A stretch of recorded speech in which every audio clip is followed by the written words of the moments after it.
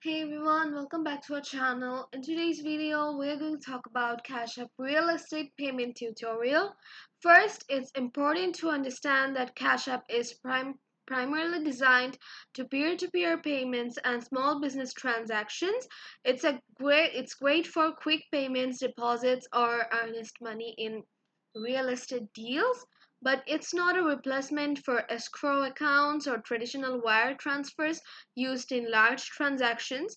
If you are a buyer and want to send money through Cash App for real estate transactions, start by confirming that the seller or agent accepts Cash App payments. This ensures you are sending money to a legitimate recipient. Next, open Cash App and log in. Tap the dollar icon, dollar button, and enter the amount you want to. Just a minute. Enter the amount you want to send. Then enter the recipient's cash tag, phone number, or email address. Double check these details to avoid mistakes. Sending money to the wrong person can be difficult to reverse. For sellers or agents receiving payments, it's a good idea to have your account verified. This increases your limits and builds trust with clients.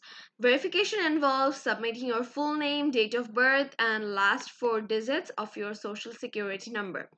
Keep in mind, unverified accounts have limits. You can only send up to $250 within a 7-day period and receive up to $1,000 within 30 days.